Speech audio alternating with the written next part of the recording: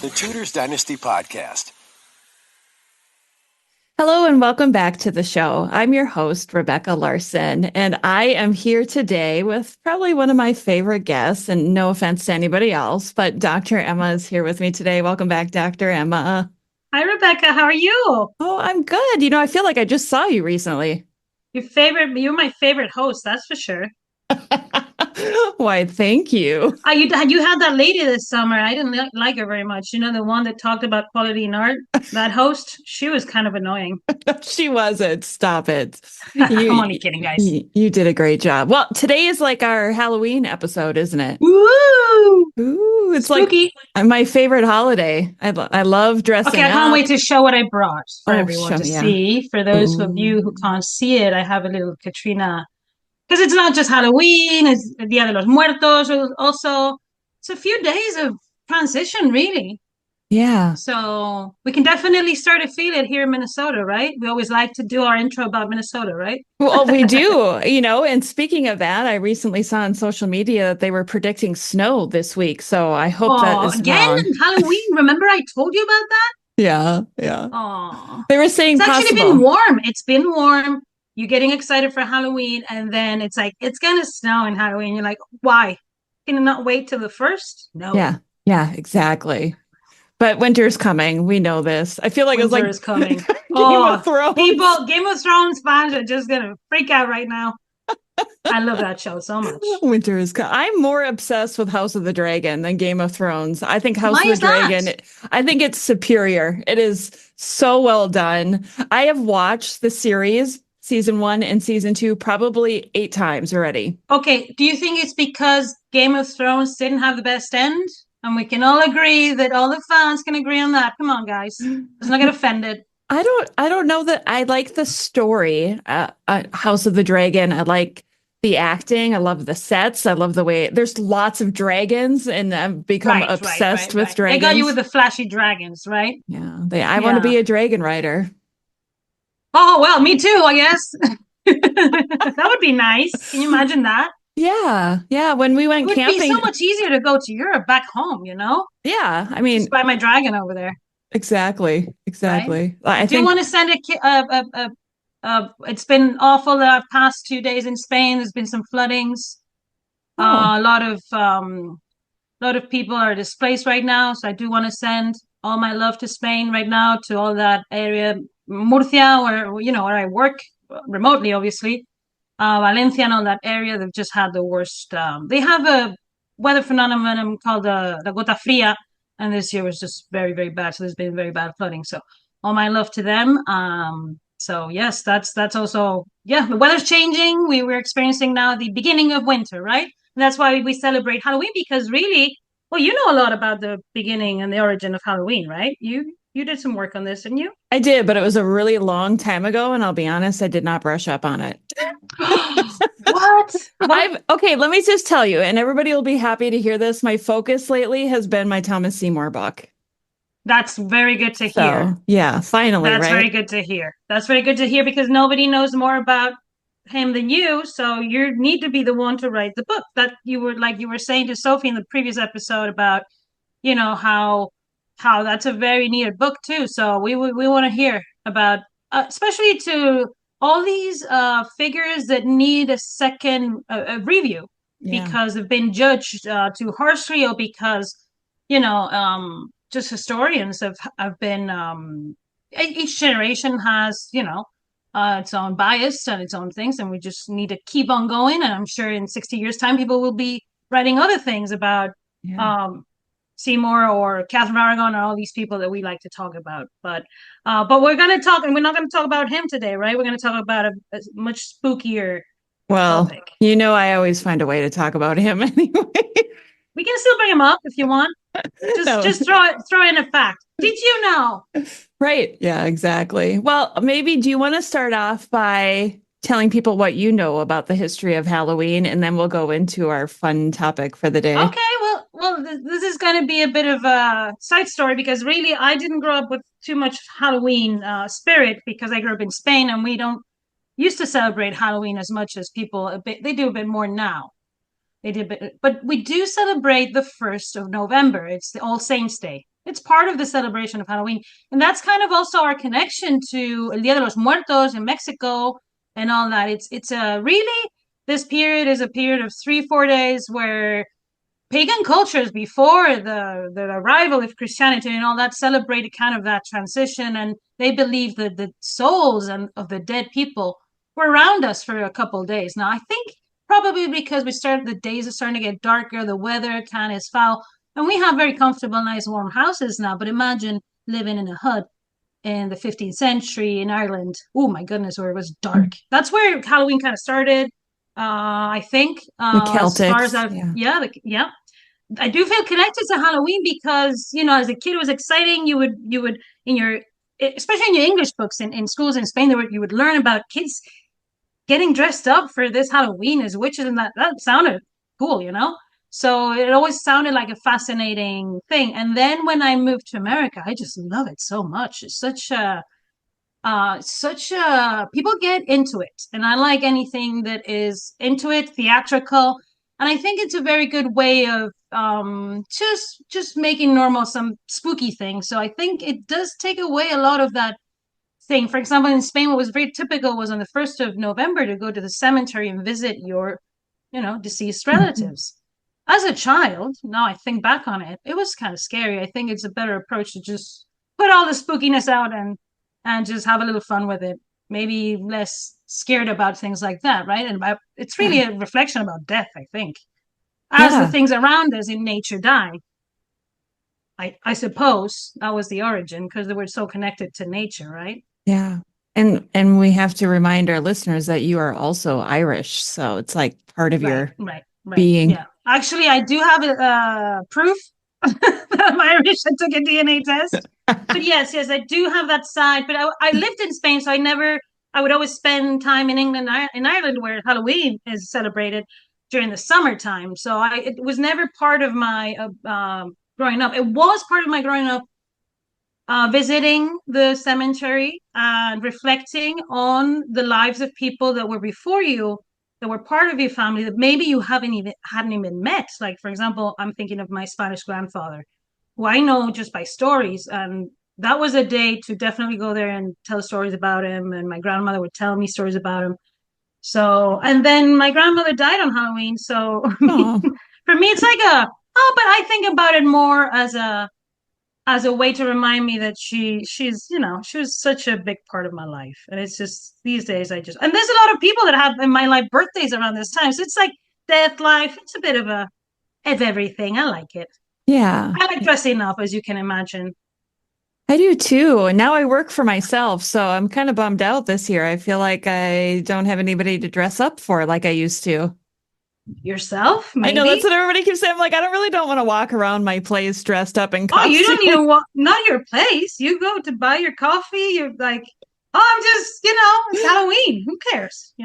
Yeah. What would you dress up as if you were to I do don't know. it this year? My classic costume, like the last 3 years, has been like a cat, where I Oh, a wear these cat, a like little spooky cat? cat ears and I have my cat paws and a cat tail. Just a cat.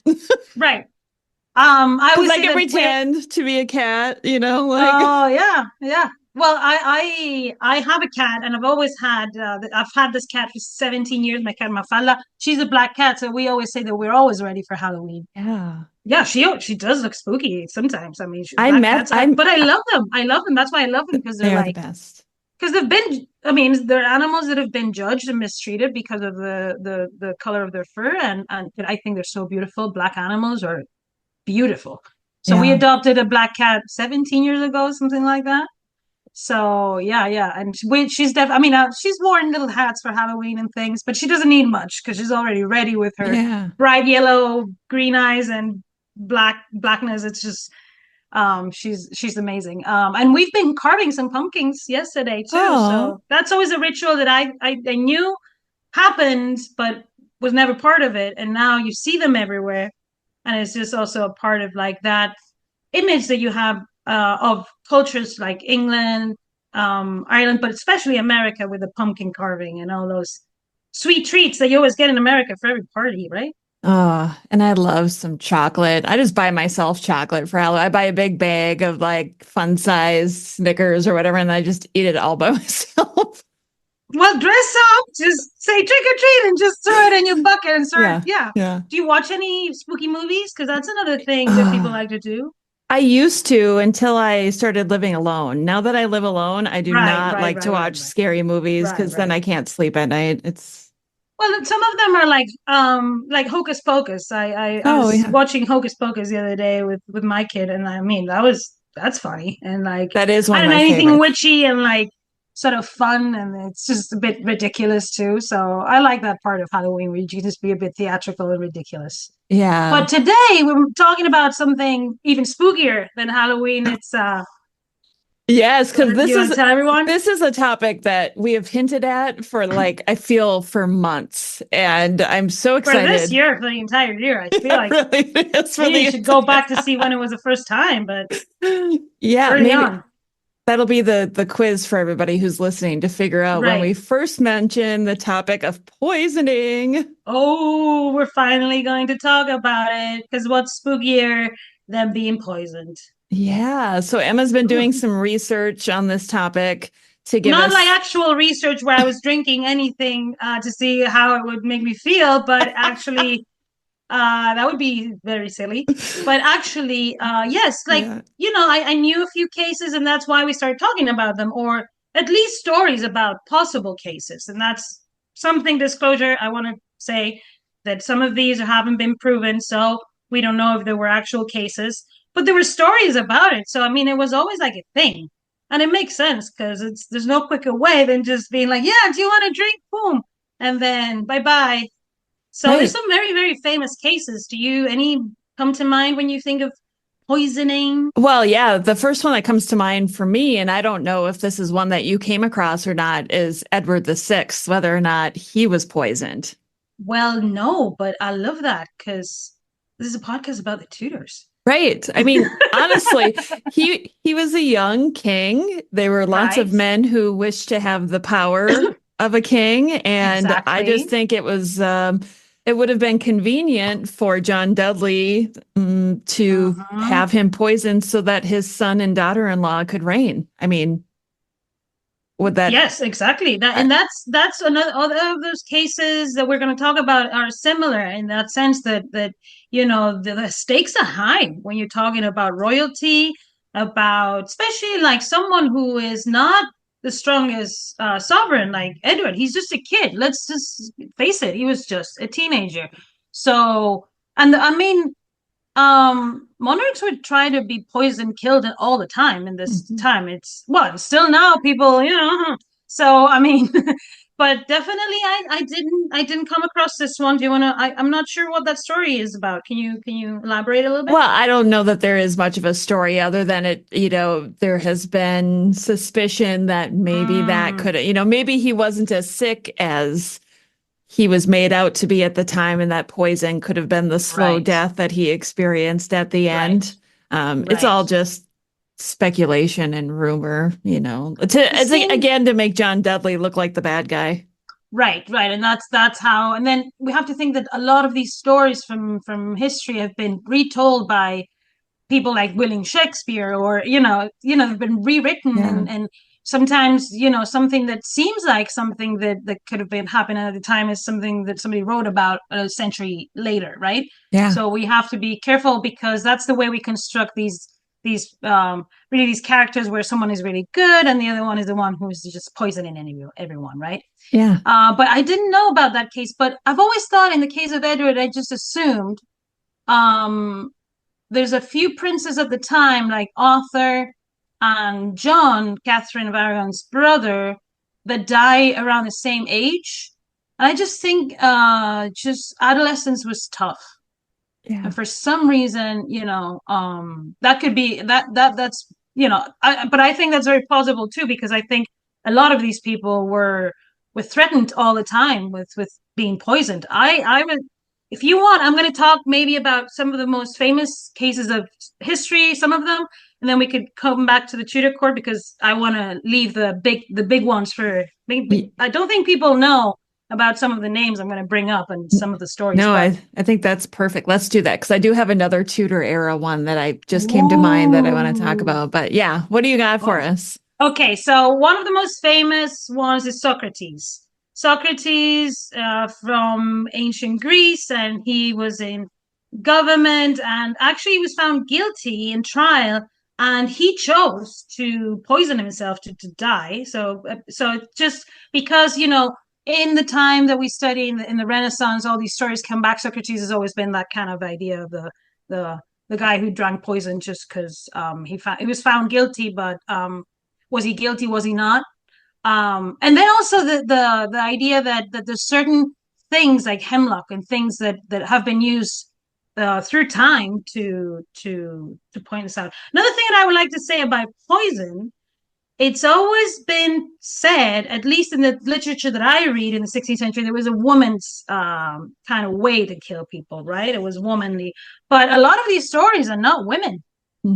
So the second one I think is really cool. Maybe people don't know a lot about it, but is you can be poisoned with something that touches your skin, right? Yeah. For example, Juan Ponce de Leon.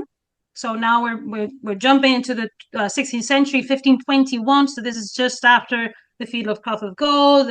But in America, the conquest of Mexico is just happening. Hernán Cortés, this era of the conquistadores, all these guys going to over to the new continent and doing all these incursions.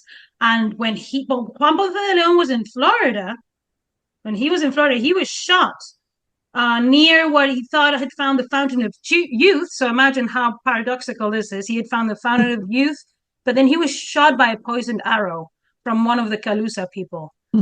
So imagine how dangerous it was really to be anyone involved in those kind of trips to the new world. Because I mean, imagine that, right? Yeah. Poor guy. So he died back.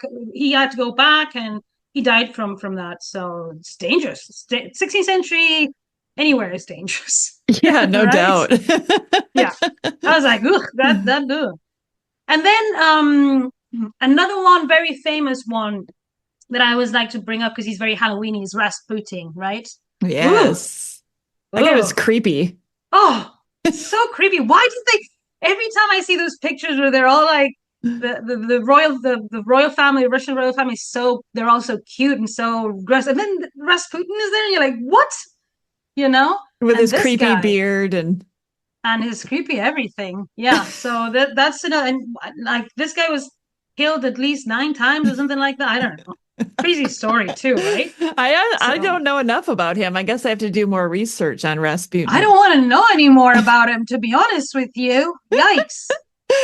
I mean, I think the first time I learned about Rasputin was that movie they did, the Anastasia back in the day, the Oh, children's movie. It was okay. like a cartoon movie. And Disney. that, yeah, no, not Disney. I think it was Oh, Universal Studios or some rival company that came out with a couple of those movies. okay. And he was, I mean, his face was green, so you got a hint of how bad he was. And he had a little like his little helper was evil, was like a little like bat. It was just all very spooky. And I Mm. always thought Rasputin was one of the spookiest people from ever.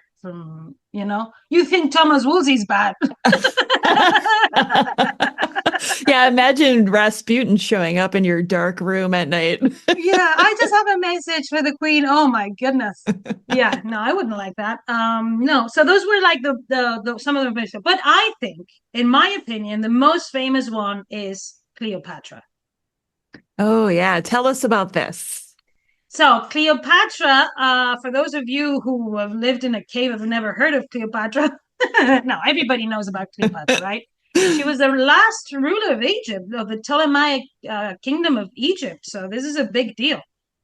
She was the ruling queen of Egypt, a nation that had been in antiquity one of the most iconic ones. We can all think about why, right? They Yeah. built the pyramids and and she lives at the time around, she lives in a very interesting time too, because she lives around the same time as Christ, around the same time as Julius Caesar, as all these famous people from that era. And she's just becomes an icon of sacrifice because when she knows that Rome is going to take over Egypt and Egypt is going to become a province of Rome, how sad is that for her? She decides to commit suicide instead of giving up, right? And she has a snake, an aspid snake, and the snake bites her and is all very tragic, right? And this has been, and she became an icon for women's sacrifice, like other female figures from antiquity. Some of them mythical, but in the case of Cleopatra, she's a ruling queen and she's a real person. She was someone, right? Not like other. I'm thinking of another famous person who committed suicide in antiquity, a woman called Lucretia, who was raped by the king of Rome, and she ultimately committed suicide because because of what he had done to her. And this triggered the end of the monarchy in Rome and the beginning of the Republic. This is more of a story to explain a change in from two different types of government more than probably a real person. But she was still used, like Cleopatra, as a symbol of female resistance, really.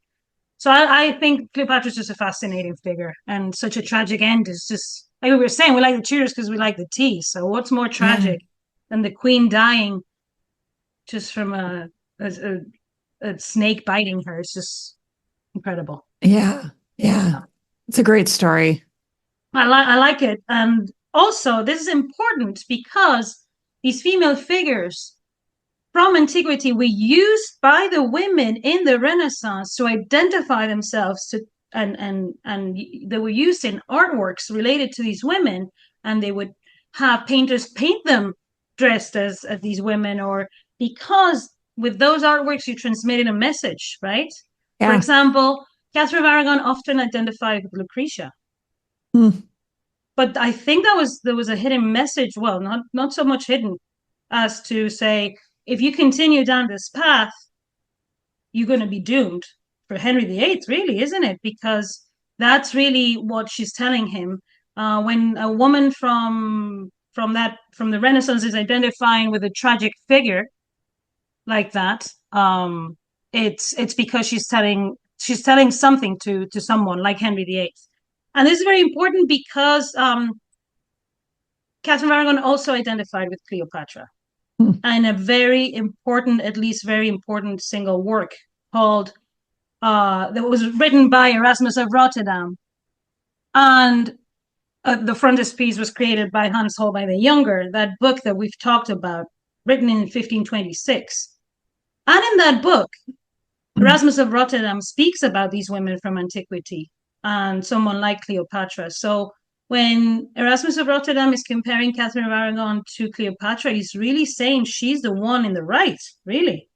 And when Hans Holbein is using that image of Cleopatra in a book on matrimony in 1526 sent to England, what do you think they're saying? Yeah. Who's right? Who do you think Erasmus of Rotterdam really thought was right? And he's totally on Henry's side, wasn't he?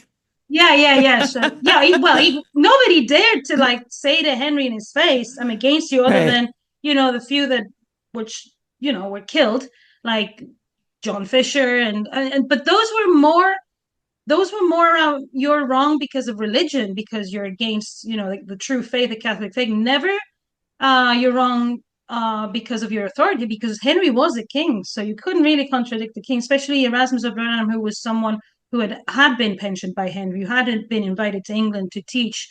And because they knew what he was doing to Catherine of Aragon, and really because they knew what was going to happen to her at the end. Yeah. And what happened to her at the end, what was it? Do you know, Rebecca? She died of heartache. Right. And that's why when her Spanish doctor opened her body, her heart was black, right? Right. That's always that's typical of poison. Right. Of heartache, right? Yeah. Yeah. I mean, everybody who dies of heartache, their heart turns black, right? Well, that's not the thing is that the problem with this is that she was a prisoner, so all the documents that we have around her death are all biased documents to start with, right? Yeah. We also know that the people who were with her only spoke English. The spies really, and the people, and she had a Spanish doctor, and they told Henry several times, "We don't know what they talk about." And the Spanish doctor, after she died, told the imperial ambassador that he was quite sure that she had been poisoned. And the fact that she also had been preparing her own food in her own chamber for almost a year is because there was threats. Yeah, So it's sad. It's so sad to think that she had to be that paranoid about somebody trying to off her because she was in the way. right, I think she viewed it in a different way. I thought she viewed it as a trial that God had put in her way, and she was determined to show everyone that even if she died by poisoning, she told Mary when in one of her last letters, just take your fate with an open heart, because she thought she was going to be a martyr, and that to her meant that she had, she was going to heaven, right? Yeah, yeah, She was for not for 1 second did she think she was in the wrong. So if people were as bad as to poison her, it was even she was going to just have the gates open to heaven. You know what I mean? So I think that's the way she viewed it. I mean, that doesn't mean that she didn't suffer. Of course, she suffered. That's why in the last years of her life, she lost her temper sometimes with Wolsey and other people, and said, because they were like, and she called them out for what they were doing. She said several times, "You're sending me to worse and worse places. I know what you're doing." Mm. So it just, it's always been said, at least I get this a lot in Spain, oh, he didn't dare to kill her, right? She was the one that the queen that he didn't dare to kill, because he kills Anne Boleyn 5 months later, right? yeah. And I say, did he not? Maybe he used a more subtle way to kill her because he couldn't really get peace with Anne Boleyn until Catherine was gone. Right, right. And then look, Catherine was And then I gone, and then he think killed Anne. well, that's the thing. And then I think he was so superstitious that as soon as Catherine dies, poisoned, and most probably, let's just leave it there, and Anne Boleyn has a miscarriage. If Henry was involved in Catherine of Aragon's poisoning, imagine the kind of guilt. But that guilt in a narcissist doesn't just be like, oh, I'm going to take charge because responsibility for this is like, it's her fault, right? So he probably turned everything on Anne because of the guilt. I mean, you have to feel guilty when you probably have, or at least if he didn't poison her, he treated her so badly to see if she would die off somewhere, Yeah. that he would put her to die. So I think once she died, I think it's one of those things you wait for something such a long time, you think it's going to be the best thing that ever happened to you, and then it's not. Right. And then, if he was still Catholic in his heart, he may have seen it as God punishing him, right? Anne Boleyn has this miscarriage. It could have been the son that he wanted. Is God punishing him for offing his first wife or wishing her out of the picture? There's so many thoughts that go into what was going on in Henry VIII's head at that time. When people say that he didn't believe that his marriage is valid and this and that, I think he had lots of troubled thoughts about everything. And I think everybody did. And unless you had a very straight mind, like Catherine Aragon did and was very disciplined in her beliefs, I think Henry fluctuated a lot. So maybe, yeah, of course. But I don't think he ever thought it was his fault. I think he was just God's will changes, or God's will, whatever, he was just, but I think he was truly one of those people who always thought the fault was in somebody else, not in him. So I wouldn't be surprised if he was the one to order Catherine Aragon's poisoning, and then just the guilt and the miscarriage, and then all that just drove him crazy, really, because that's when he starts losing it. Yeah, he really does, doesn't he? Yeah, he really did. Not that he was like, the calmest person before, but I mean, after that, he just goes, yeah, it's bad, it's bad. Another one of the other famous people I wanted to bring up that maybe people didn't know, and this is a totally different story. His own fault that he got poisoned, but Catherine's father, Fernando of Aragon, died poisoned. Oh, see, this was the surprise that I was bringing you today, I was going to say, Rebecca. did we know this? Have we heard this before? Yes. You haven't? I feel like I maybe guess you haven't been hearing the rumors in Spain. I haven't. No, I don't follow it Mm. closely enough, I guess, or I haven't been Oh. listening to you closely enough. Oh. Well, I was keeping this for a special episode. No, I mean, yes. So the two very famous ones during this time that we talk about a lot. And we'll talk about Fernando de Aragon, so Catherine of Aragon's father, and also Philip of Habsburg, Philip the Fair, Joanna's husband, who probably Fernando of Aragon poisoned in Burgos. We've talked about him before, right? So which one do you want to go with first? Oh, let's go with Fernando. Fernando. So Fernando died. Ferdinand. Fernando is such a Spanish name, isn't it? It is. Isabel and Fernando are like the two most Spanish names you'll ever hear. And they're beautiful. So Fernando of Aragon, we're in 1516 when he dies, okay? Okay. So long after Isabel has died, she died in 1504. So we have to think that we have the story of them together, but then he lives on quite a while on his own and marries again a woman called Germana de Foix. Okay. And he is trying really hard to have a son. Really, really hard. Because he doesn't want to leave Aragon really to his grandson, who has been raised by Margaret of Austria in Michelin, Charles of Habsburg. Right? He wants a son at Trastámara. He wants his own son because his son died, right? His son with Isabella died, so he doesn't have a male heir. Aragon is different to Castile. Women can't rule in Aragon. So he can't leave it to Joanna, who he has imprisoned, and he's ruling Castile for her. So, I mean, he's in a bit of a pickle here, Fernando. So he marries Germana de Foix and tries to have a boy. And basically is poisoned trying to drink things to have the ability to make children better.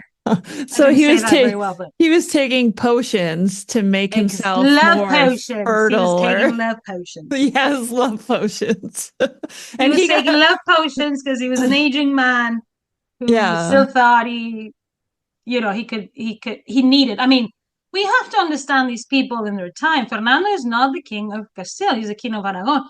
You can't be succeeded by a woman, and the woman who is going to succeed you have imprisoned.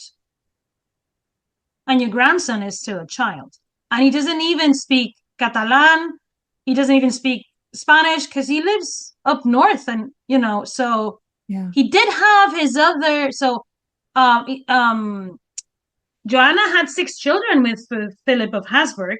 And his second grandson was Fernando. He was called like him. And he was raised in Castile because he was left behind by Joanna in 1503 when he was born. And he raised him, but it's just that's not the way legitimacy works, right? So Fernando was trying to do this when he poisoned himself, basically. So how did we know how this played out? Like just one day he took this potion and he croaked? Well, he was trying for a while.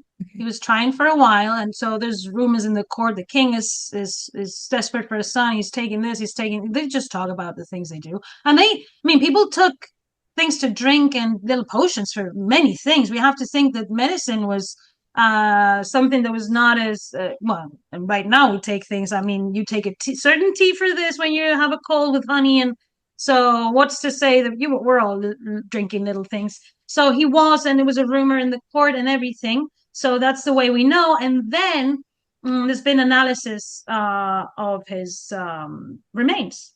Oh. Yeah, because he's buried with Isabel. So we have their bodies, and that's important, in the Capilla Real in Granada. Granada. Yep, in Granada. Put that on the list. That's the most beautiful place, one of the most beautiful places on earth, basically. So, I can imagine. So he died of poisoning. Was it a drawn out death or was it like an immediate, like, was he sick for a long time? He was getting old. So also we have, think about Henry VII comparatively, right? He was sick for a whole year before he died. Just people got old too. Isabella was in her 50s when she died. Ferdinand was already, it's just also, he was sick for some time, was aging.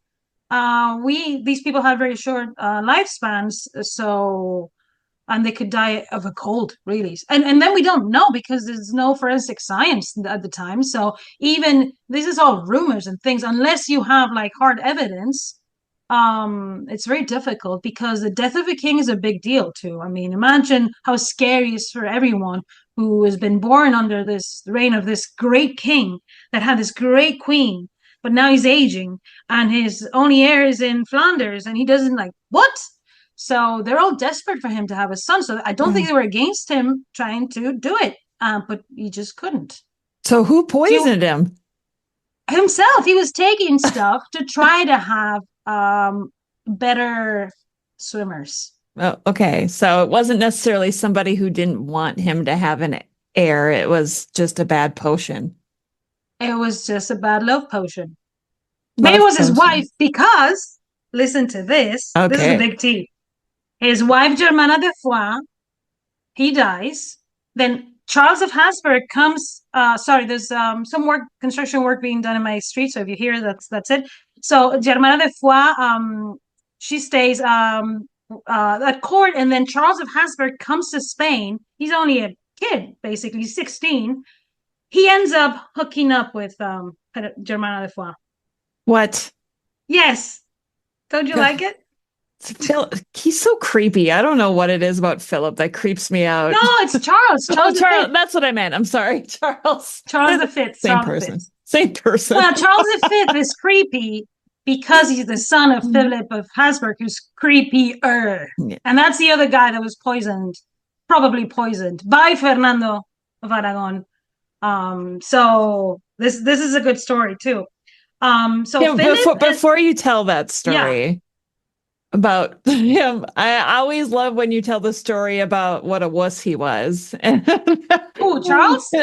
No, about Philip the Fair. Oh, yeah. There's so many Philip. I'm going to confuse these names here about when him and Juana were going to England, and he was like, "Oh, it's scary out there," and she's like, "Let's go."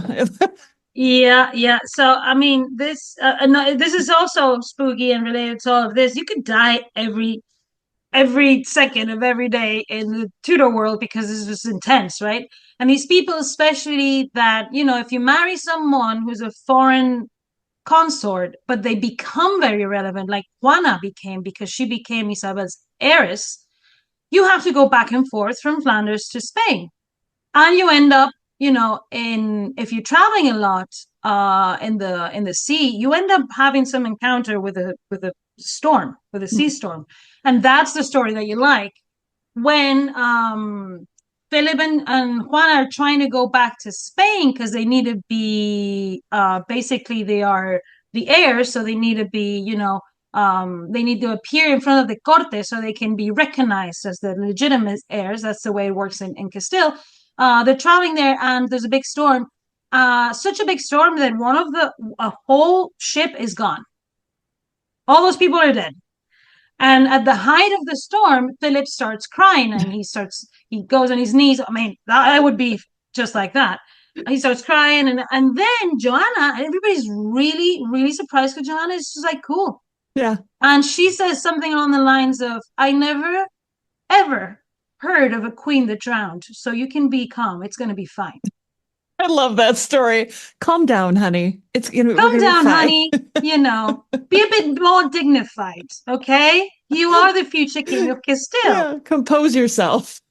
And I think Philip was just, I do think that the children of Isabel and Fernando had a different aura, had a different way of taking adversity. Because in the Spanish court, they had been told. Whereas to think like that, with the way they had been brought up religiously, in the case of Philip of Habsburg, he's very similar to Henry VIII. They've grown up in a religious court, but a bit more with mundane things and a bit more with a little bit of a party attitudes. Because Philip was, and he wasn't really known Philip the Fair because he was so handsome. He was known Philip the Fair because he was so educated, supposedly, and he behaved so well in front of the court. When he was back home, he was an abuser and he was a bad person. But that's the way just most monarchs behaved at that time, especially with a woman that has more power than you, like Joanna ended up having over Philip, right? So they have a very unequal relationship in terms of their personal relationship, but she's the Queen of Castile. Right. And he, by de facto, is king, right?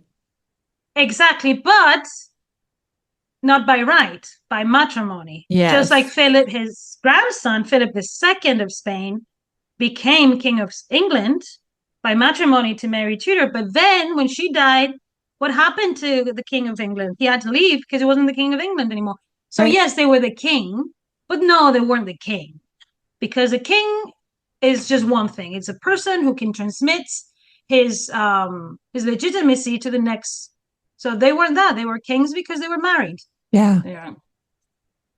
So let's talk about the poisoning of Philip.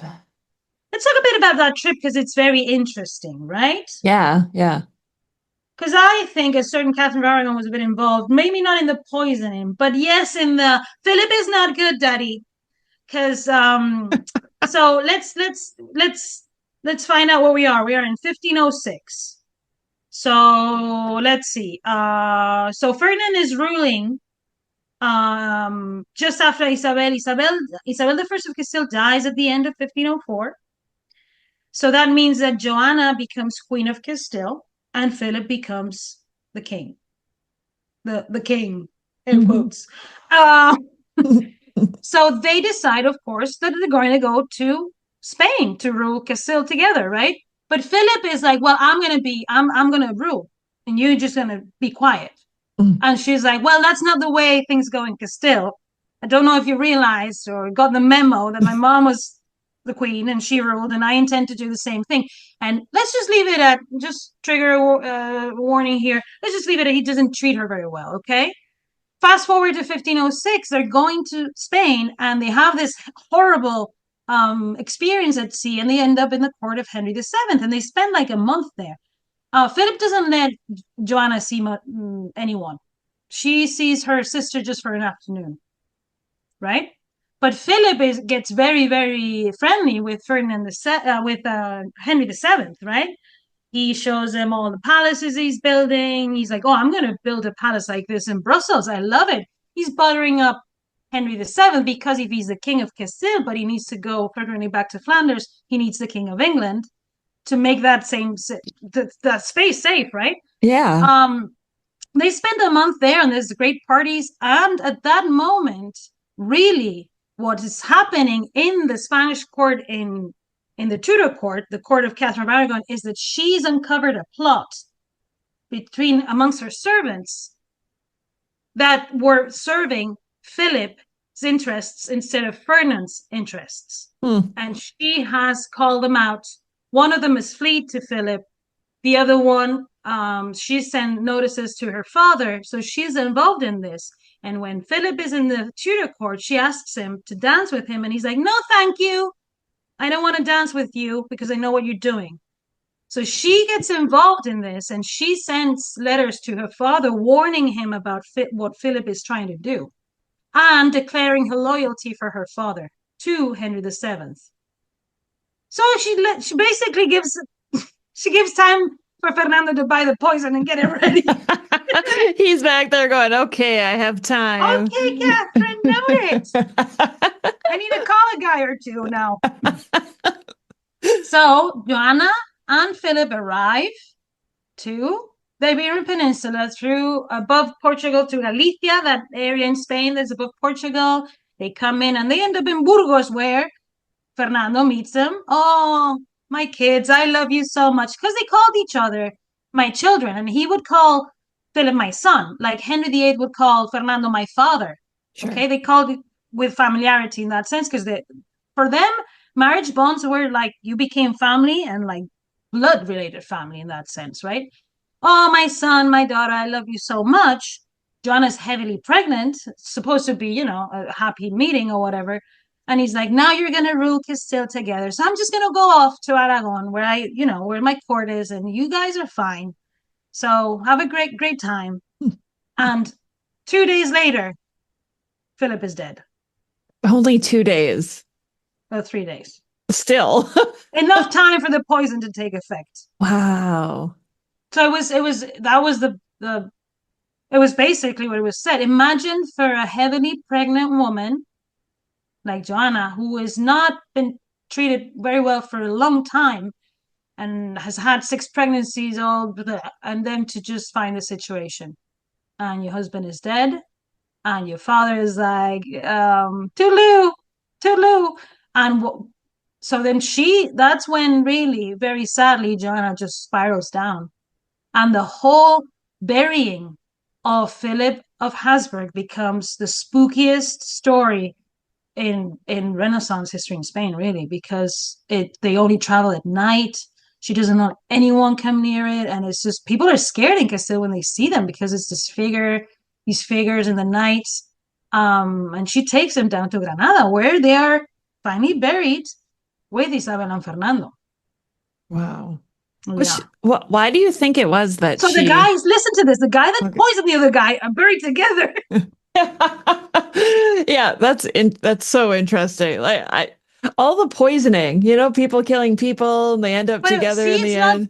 They say, oh, women use poison. Yeah, Fernando also probably used poison to kill Philip. Or was it Fernando? Was it someone in his circle? Or who was it? Something happened. Philip was quite fine before arriving to Burgos, and he hadn't had any problems. He was very happy to rule Castile on his own without Juana. And then after that, I don't know if Juana's imprisonment comes from her realizing what's happened, and probably she tries to rule on her own, and her father finally decides to imprison her. Refresh my memory here, because she's heavily pregnant when they get back. Her husband dies. At what point does she go into labor? Like, how long after? Do you know? Not very long after. And the baby's named Catherine, after Catherine of Aragon. Yeah. And she is basically imprisoned with her mother. She eventually becomes the Queen of Portugal, Catherine of Austria. She's painted by Antonis More. There's a very famous portrait of her in the Prado Museum. Charles V, when he goes and visits his mother and his little sister, and where they are imprisoned, he's appalled by what he sees. He's appalled, but he doesn't do much other than trying to take Catherine away from Joanna, and Joanna loses it. And Charles is like, just give her back. It seems to me like Joanna would just be like, if she believed something, she was going to do it. And you just would not. She was very stubborn, very determined. The things that she wanted and the things that were, her. And I think it's part of, like, if she would have been a man, she would probably been a good ruler, because it's just something that was not for women to do. If women wanted to be good rulers, they had to be like Isabella of Castile and Catherine of Aragon. They had to be very calm and be able to just take control in very, very stressful situations. I think Joanna just lost, like Henry VIII. Joanna was a bit like Henry VIII in a way. And Fernando was just like, no, you're just going to be, I'm going to have a boy. And how did that turn out for him? So he poisons Philip so he can rule Castile still. And he tries to have a boy, but he poisons himself. Like, Fernando wasn't very good with poison, okay? It wasn't his strength, was it?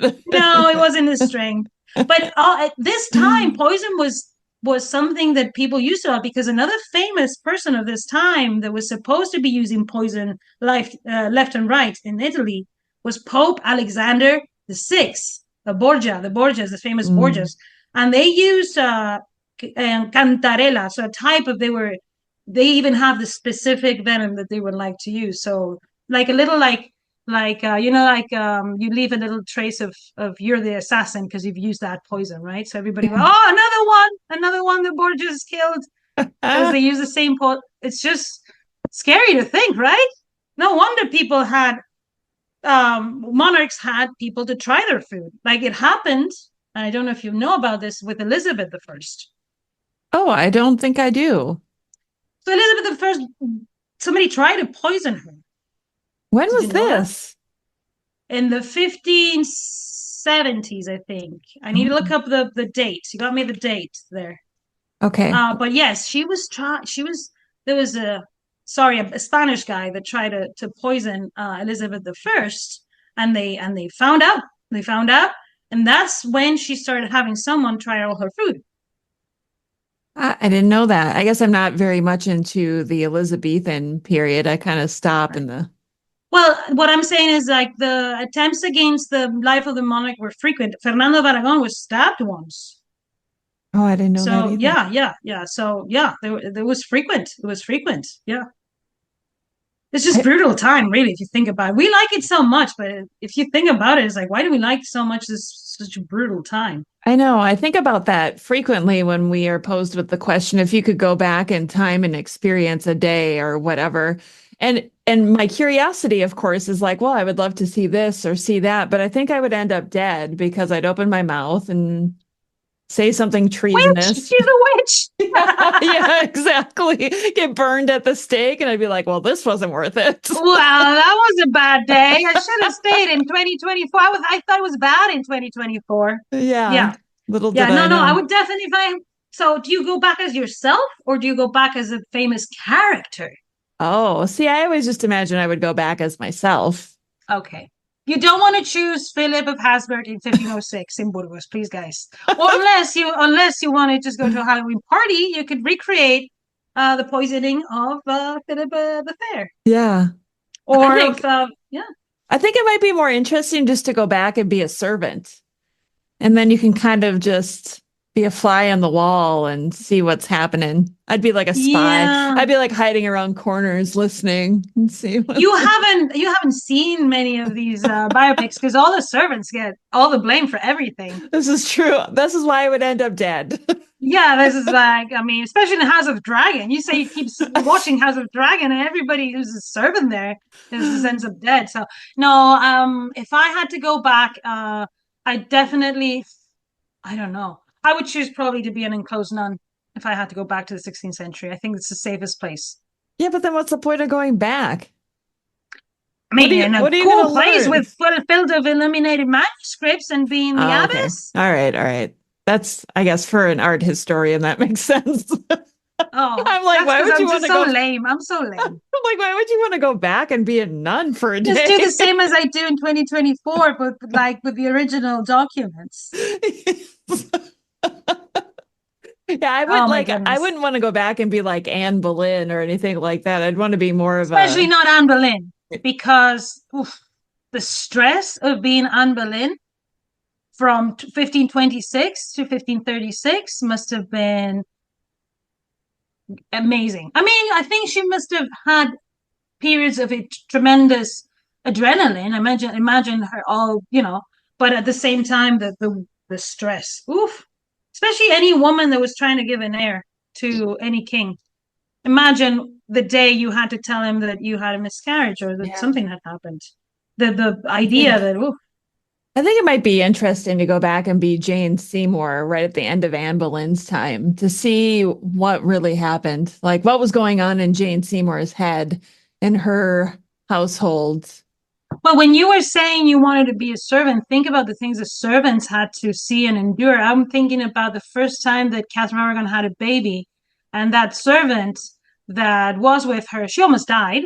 And when she Yeah, was close to death, she gave her to her servant this headdress and said, "If I make it through," the servant was like, "I'll become a nun." But I think that was more of a who would want to go through this? Labor was the scariest thing for these women, and not only that is you just had to do it because you had to perpetuate the. And then for the women, it's curious how someone like Joanna, who has somewhat of she's okay having kids, then she's blamed for being crazy or for some other reason, too yeah. outspoken, too this. It's just we always get the short end of the stick, the women. Well, we didn't have as much There's not value. enough poison, if you ask me. Oh no, I'm not kidding. So, are there any other poison stories? I just like, for example, when I was doing a little bit of research for this, I just like the way sometimes there's some the way that art portrays these things, right? Like, for example, I was thinking of a very beautiful painting by Guido Reni that's in the Prado of Cleopatra, and you can see this is the power of also the visuals, right? Because Cleopatra was bitten by a snake, and when you walk into a museum and you see a painting of a woman and she's usually, oh, Cleopatra, right? So that's also, and in this book by Erasmus of Rotterdam that we were talking about before, with the frontispiece by Holbein, there is a depiction of a nude Cleopatra. For all the people say that Catherine of Aragon was a prude, she had people put nudity in her artworks, being bitten by a snake. And I think because I studied Catherine of Aragon identified with Lucretia, I didn't understand very well why it was Cleopatra in this case. But Lucretia and Cleopatra appear together often. And basically, this is just transmitting a message of you are wrong and she is right. That's why Cleopatra is in that frontispiece by Holbein. That had been used before for other books, but why did they choose that one? Right? Yeah. Because on that same frontispiece, there's a king that is corrupted. I mean, it couldn't be clearer, right? Yeah. The Emmanuel College in Cambridge has the presentation copy that was just in the Six Lives exhibition in the National Portrait Gallery. And that presentation copy has a handwritten note by Erasmus of Rotterdam over that frontispiece. So for Catherine, so basically he's declaring his support for her. He's sending Holbein to her, and he's just hoping for the best. But he knows what's going to happen because Cleopatra finally dies. Poisoned. Dun, dun, dun. Dun, dun, dun. So that was my final thought. Wow. Wow. Well, when we Yeah. started, we were talking about the Tudor era, and I said there was one incident that came to mind with poisoning, and that's the Thomas More attempt, right? Where the food was poisoned at the meal, and a bunch of the people who were there ate it and either died or got really sick, and Thomas More did not eat it. And so he was spared. I would have been the first one to die because whenever food is on the table, you're like, no, hasn't started. I'm already dead. Yeah, so then, and I don't think we ever know for sure who it was who ordered the poisoning. It's always suspected that it was the Boleyns, right? Because Thomas More was against Anne being with Henry, but in the end, it was the cook who took the rap, and Mr. Roos, I think it was Richard Roos was his name, and he ended up being boiled alive for his crime. Oh, nice, nice. Yeah, and that was the first time that being boiled alive was punishment for poisoning that was created just for this incident. I can't think why it was not used before because it's such a nice way to go, isn't it? I just can't even imagine. There's so many of those ways that people died or were executed back then where I go, what a terrible way to go. I can't fathom. Again, but when we love the Tudor era and then we think of the heads on spikes on the Tower of London and things like that, you're like, not that part of the Tudor era anyway. Yeah. But yeah, I think the end of the 1520s and this is what happens when a king becomes a tyrant. These executions that are gruesome, I don't know why Henry's not known as Henry the Killer. Well, the Tool, we know him as Henry the Tool, but he was so vicious with some of the people who had been the closest to him.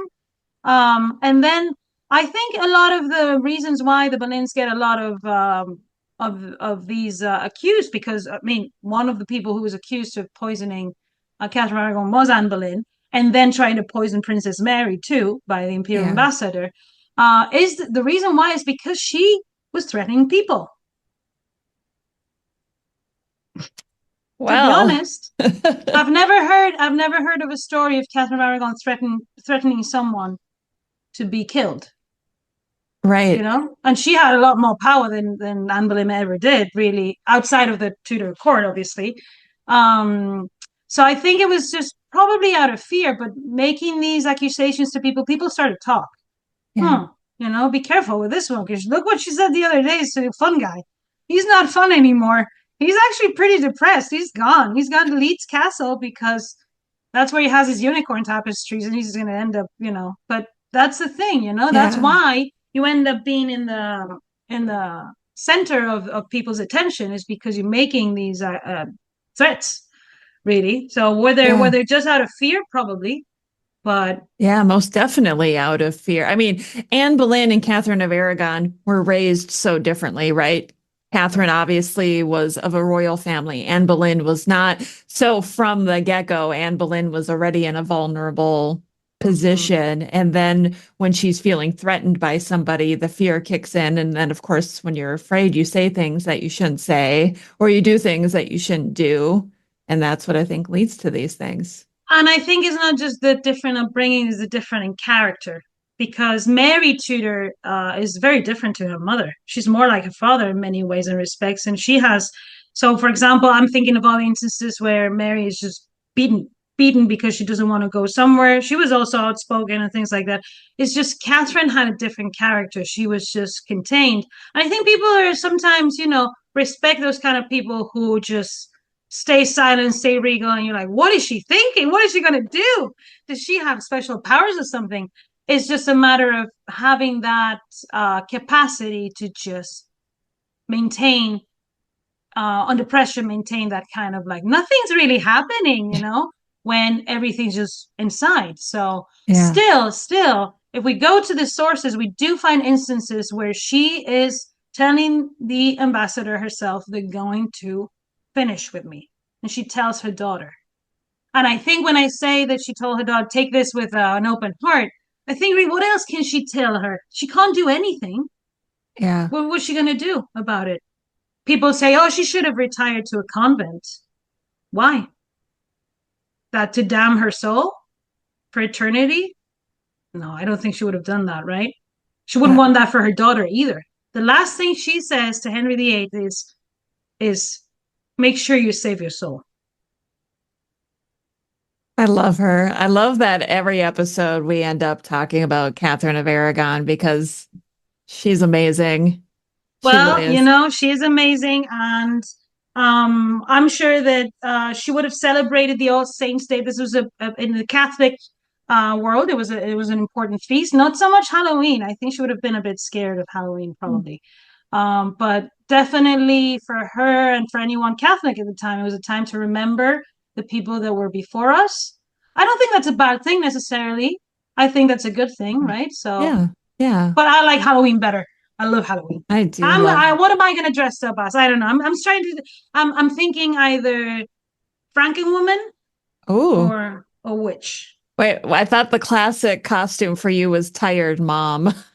Tired Mom has been retired for a few years. Okay. Tired Mom is just an attitude that I don't want to have anymore. Good. I'm just going to ignore it from now on. Good. I'm tired, but I don't think about it. Good. You know what? And I definitely could see you dressing up as a classic witch. Yes. I mean, Mondays I usually always dress as a witch, but I'll do it for Halloween this year too. Yes, and if you do dress up, which I'm sure you will, because you'll take your daughter out, I want you to take a picture so that we can share it with everybody what you look like. I definitely know that my daughter wants to be the big bad wolf. That's what she's gonna. Oh, she's so cute. I can't wait to see her costume. Yeah. It'll be fun. It seems like it's going to rain and it's going to be very cold after like a very warm spell here in Minnesota, but that's the magic of Halloween.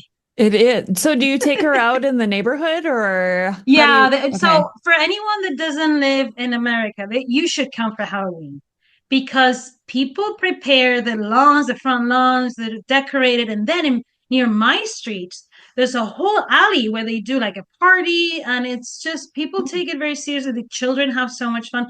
The costumes are so cute. And then, the parents get to go with the kids and maybe they take a little, cocktail with them to have a little fun, And their parents are allowed a little fun. Yeah, exactly. Or a little soda, depends on the parents.